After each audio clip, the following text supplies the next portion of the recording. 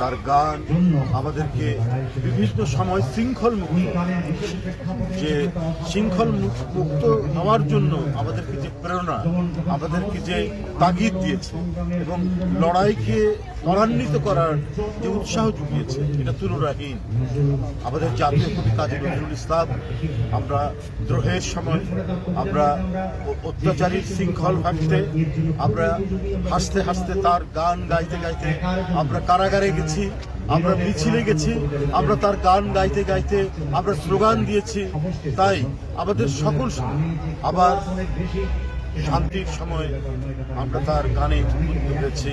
প্রেম, প্রকৃতি, ভালোবাসা, এমনকি আমাদের যে ধর্মীয় উৎসব, প্রত্যেকটি ক্ষেত্রে মানে আমাদের জাতীয় জীবন, ব্যক্তিগত জীবনের প্রতিটি পরতে পরতে কাজী নজরুল জাতীয় কবি আমাদেরকে উদ্বুদ্ধ করেন, আমাদেরকে আনন্দিত করেন, আমাদেরকে অঙ্গীকারবদ্ধ করেন।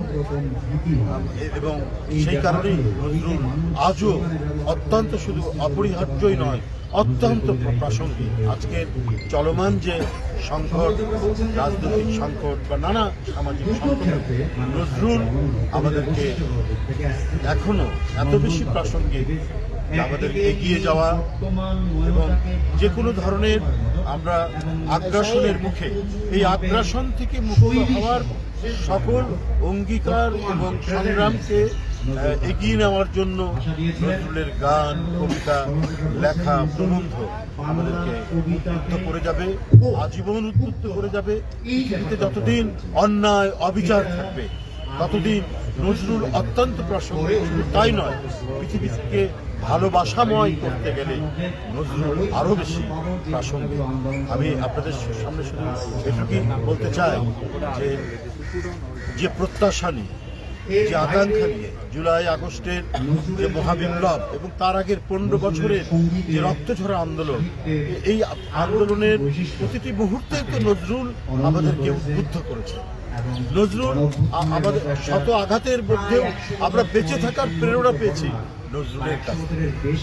তাই আমরা বলবো যে আজকে কেউ কেউ বলছেন, সাবেক একজন উপদেষ্টা বলেছেন উপদেষ্টার ব্যাপারে যে এইটা পদত্যাগ চাওয়াটা ঠিক।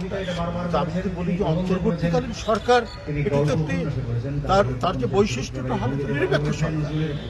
এই সরকার যদি কোনো একটি বিশেষ রাজনৈতিক দল গঠন করার ক্ষেত্রে তাদেরকে বলে যে পানি সিঞ্চন করে চারাগাছ থেকে মহিরুহিতে পরিণত করার দায়িত্ব তো অন্তর্বর্তীকালীন সরকারের নয়, বরং তারা নিরপেক্ষভাবে দায়িত্ব পালন করবে। তো সেই ক্ষেত্রে যদি কোনো উপদেষ্টা তিনি যদি এসপিকে টেলিফোন করে বলেন যে ওখানে বিএনপির লোকজন যারা আছে তাদেরকে গ্রেপ্তার করবেন, ওরা যেন কোনো অ্যাক্টিভিটিস করতে না পারে এবং অন্যান্য কার্যক্রম করতে না পারে, তো তখন তার বিরুদ্ধে পদত্যাগের দাবি উঠবে না। করার জন্য আমরা শুনেছি এই সমস্ত উপদেষ্টারা তারা ভূমিকা পালন করছে, নানাভাবেই ভূমিকা পালন করছে। ডক্টর মোহাম্মদ ইউনূস তিনি তো সম্মানিত মানুষ, সবাই সম্মান দিয়েছে। এই সরকারকে যারা আন্দোলনে রত ছিল, যারা আন্দোলন সংগ্রাম করতে গিয়ে যাদের সন্তানেরা হারিয়ে গেছে, ক্রস ফায়ারের শিকার হয়েছে, যারা পৃথিবীতে নেই, এই 15 বছরের দুঃখ বেদনা সমস্ত কিছু ধারণ করে যখন স্বৈরাচারের পতন হলো, ফ্যাসিস্ট যখন পালিয়ে গেল, তখন ডক্টর ইউনূসকে আমরা সবাই সমর্থন করি।